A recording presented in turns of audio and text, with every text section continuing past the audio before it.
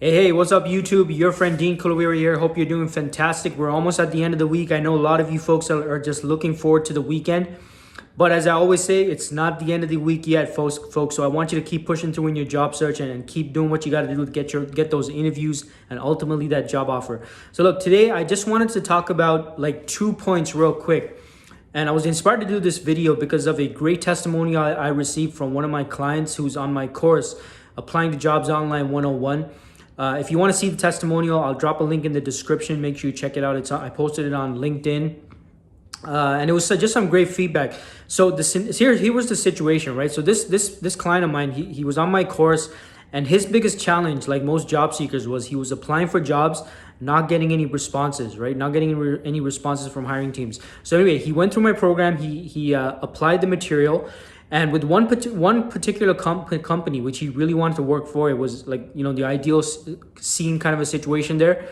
Responded to him right away. He got on a phone interview, and from his perspective, the phone interview went like perfect. Like he thought it went excellent, right?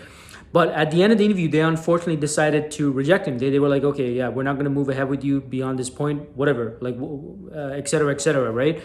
Now, something I always advise is don't give up. Always inquire, always clarify from HR or whoever your point of contact is what the feedback is. Like, why are they not looking to move forward with you? Now, they're not gonna 100% folks get back to you and give you that feedback in each and every single case.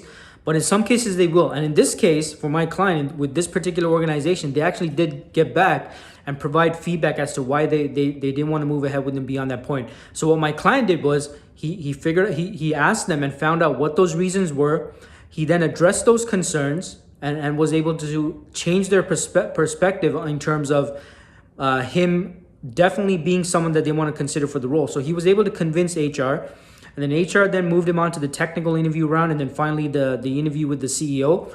And he got a job offer on the table. Now, look, I'm not saying this is going to happen 100% of the time. It's not going to happen all day, every day, anything like that.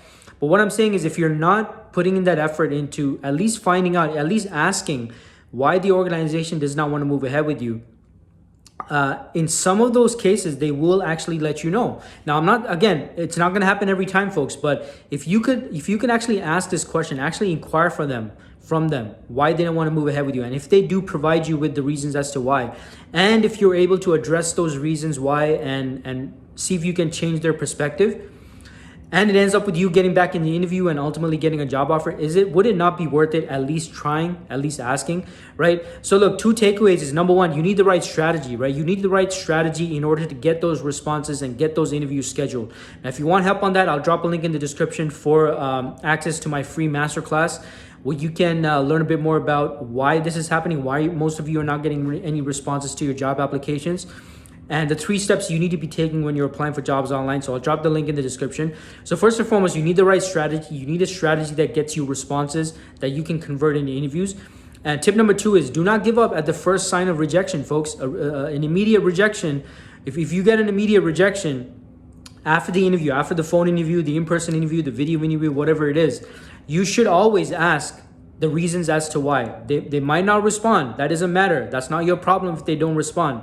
But you need to ask. And if you ask and they do happen to respond, they do happen to provide you with the reasons, and you're able to address and overcome those obstacles, whatever they are, and reassure the hiring team that yes, you are actually the right person. They just might let you back in the process, and you just might land that job offer just like my client did. All right, so keep this in mind for your job search. Again, you're faced with rejection. Do not let giving up be your first response. Always ask why. Always see if you can find out the reasons why, so you can at least, first of all, you're aware of it, and then secondly, you can actually address those reasons.